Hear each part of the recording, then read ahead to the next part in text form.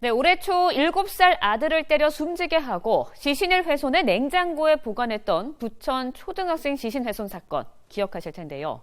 아이의 부모가 살인과 시신 훼손, 시신 유기 등의 혐의로 기소가 됐고 14일 첫 재판을 앞두고 있습니다. 그리고 이들 부부는 재판을 앞두고 법원에 각각 6차례 또 9차례의 반성문을 제출했는데요. 어머니 한 씨가 출소한 뒤 한식조리사 자격증을 따 식당을 운영하고 싶다는 의견서를 재판부에 냈다는 소식이 알려지면서 다시 한번 공분을 사고 있습니다. 이 이야기만을 들으면 과연 이들 부부가 진정으로 반성을 하고 있는 건지 의문이 생기게 되는데요. 지금 함께 이야기 나눠보도록 하겠습니다.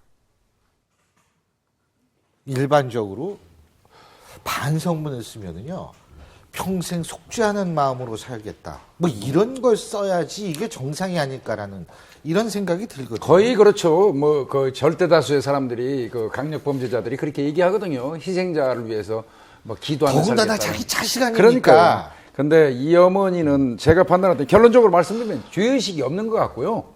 그러니까 지금 살인죄도 부인하고 있거든요. 근데 이제 이 사람이 이제 아마 14일 날 첫 재판일 겁니다. 첫 재판인데 거기에 이제 제출하는 의견서 이제 거기에 내용이 뭐가 들어가냐. 검찰에 이제 공소 사실에 대해서 네가 인정하느냐. 그건 인정했어요.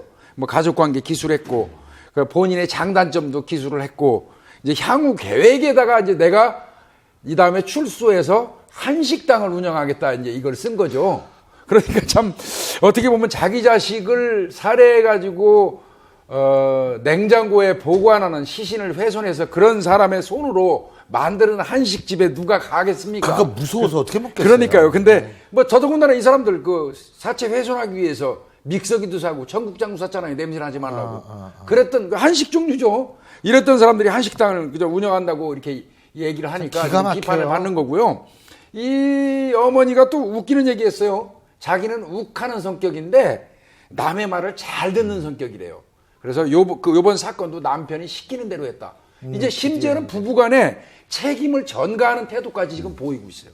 그러니까 그게 반성을 안 하고 있다는 얘기 아니에요? 죄의식이 없고 반성을 안 하는 거죠. 예. 네. 그러니까 지금 반성문을 이 아내가 6번 내고 남편이 9번 냈을 거예요. 그러니까 이제 그 반성문은 그냥 말 그대로 형식상 내는 반성문이고 오늘 이 의견서에 본인들의 생각이 고스란히 드러난 겁니다. 아까 교수님 말씀하셨던 것처럼 일단 통상적으로 이런 의견서 같은 거를 낼 때 이런 정도의 중범죄자들이 조금이라도 반성을 하거나 아니면 조금이라도 내가 뉘우치고 있다거나 아이에 대한 좀 미안함이나 불쌍함이 있으면 이런 의견을 쓰는 게 아니라 정말 죽을 죄를 졌습니다요. 그래요. 평생 속죄하고 살겠습니다가 돼야 되는데 근데 이 여자분은 이 여성분은 끝까지 이거 이렇게 하면 양형이 유리하나라는 고민도 좀 한 것 같아요. 양형을 판단할 때 나중에 출소 후에 사회 적응을 할 수 있는지도 좀 보거든요. 그러니까 나는 이런 준비가 돼 있다. 나가서 살 준비가 돼 있다.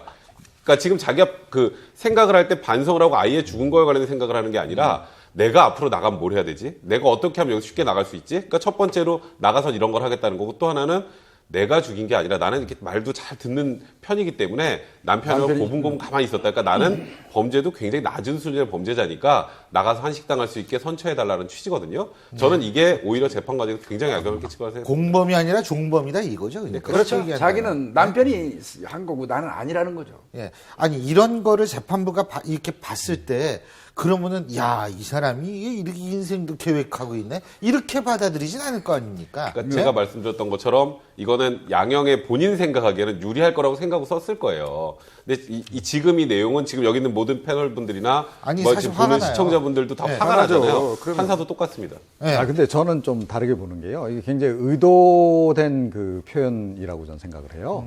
그러니까 이분들이 시신 훼손한 그 과정들을 보게 되면 엄청나게 치밀합니다. 보통 치밀한 게 아니에요. 네.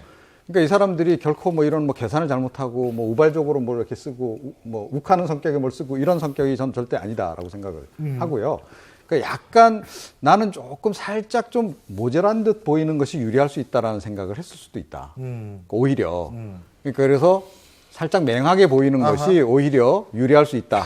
그것도 전략적으로 접근하니까 반성 안 하고 있다는 증거는 마찬가지죠. 그렇죠. 그렇긴 하지만 어찌됐건 그런 그 나름의 어떤 계산하에서 쓴 표현이 아니냐. 사실 이런 분이 식당 한다는 거 거의 국민들이 생각이 엽기적 아닙니까? 그렇죠. 그야말로 엽기적. 아니 그렇죠? 그리고 사실은 기가 막힌 일이죠. 이런 분이 이런 사람이 이렇게 얘기를 한다라는 사실 자체는 뭐 그 사람이 어떤 의도가 됐던 간에 사실은 정상적이라면 아무 반성문도 사실 제출하지 말아야 돼요. 아니 그럼요. 자기 자식에 관한 문제를 이렇게 해놨는데 이건 도대체 뭐냐는 근데 거예요. 이 어머니 아버지한테는 기대할 게 없어요. 이미 자식을 살해한 것만으로도 남들은 평생 고통. 본인은 살해 부인하고 있어요. 근데 그죠? 그 살해한 자식을 훼손하고 또 냉장고에 그 수개월 동안 수년 동안 보관했던 이 사람들한테 무슨 인간성을 찾겠어요.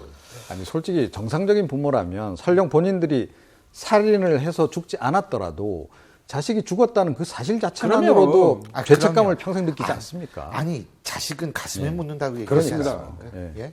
아니 도대체 근데 이게 도대체 어떻게 된 건지 이게 아유 참.